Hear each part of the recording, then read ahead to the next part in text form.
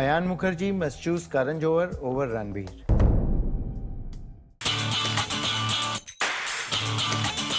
Ranbir Kapoor debuted with the best. Saawariya with Sanjay Leela Bhansali would be a dream launch for any aspiring star.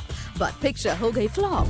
अब अयान मुखर्जी और करण जौहर को लेकर controversy खड़ी कर रहे हैं रणबीर के पाप। कौन है वो लकी डायरेक्टर्स जो रणबीर की किस्मत को बना सकते हैं और कौन है वो नॉट सो लकी जो शायद रणबीर की तकदीर को बिगाड़ सकते हैं। इस कटरीना लकी फॉर हिम और दीपिका? क्या करण जौहर के साथ कोल्ड वॉर करके रणबीर का करियर हो अफेक्ट या फिर चलती रहेगी उनकी गाड़ी ऑन ट्रैक एकदम परफेक्ट?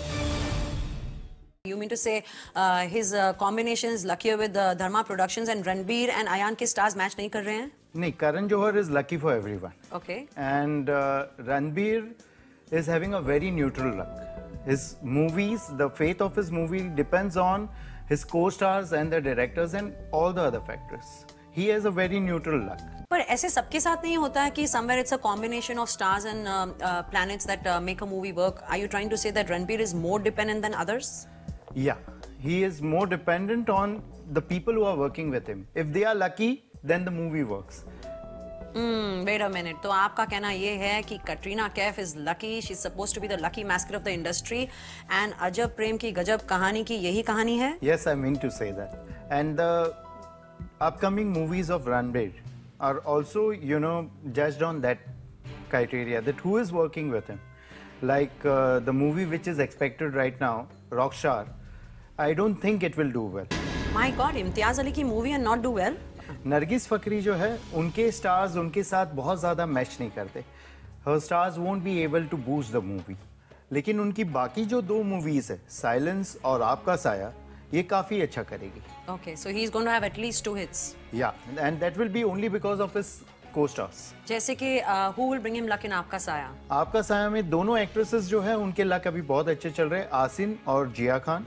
और साइलेंस में जो है Priyanka Chopra, everyone knows that she is the luck bringer. जब आप बात कर रहे हैं कि डिपेंडेंस की, ये जो डिपेंडेंस है उनका अपने को-स्टार्स पर और डायरेक्टर्स पर, इसके लिए कोई उपाय है जिससे वो अपनी लक को स्ट्रॉन्गर कर सकें? इसके लिए प्रॉपर उनका रीडिंग होना चाहिए. प्रॉपर उनके साथ में बैठ के एक रीडिंग करके कोई सोल्यूशन निकाल सकते हैं. Right now, as of now, ad hoc आपको कोई सोल्यूशन नजर नहीं आ रहा? मुझे तो नहीं नजर आ रहा, लेकिन उनको एक कॉमन सेंस वाला सोल्यूशन है कि उनको किसी के साथ बिगाड़ना नहीं चाहिए.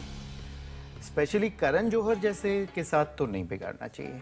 तो जब हम बात कर रहे हैं about the directors who are lucky for the stars and the stars who are lucky for the directors, बताइए जल्दी से रणबीर की राशि किससे मिलती है? रणबीर की राशि बहुत न्यूट्रल है. जो भी जिनका भी सितारा चमक रहा है, जैसे कि करण जौहर है, राजकुमार हिरानी है, राकेश रोशन है, इन सब के साथ काम करने से, या जो लीड एक्ट्रेस है जैसे करीना कपूर, ये दोनों फर्स्ट कजिन्स हैं, इनको कुछ साथ में ट्राई करना चाहिए.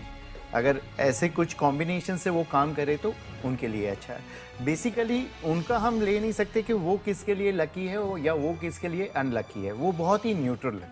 Okay, he's not unlucky, he's not lucky.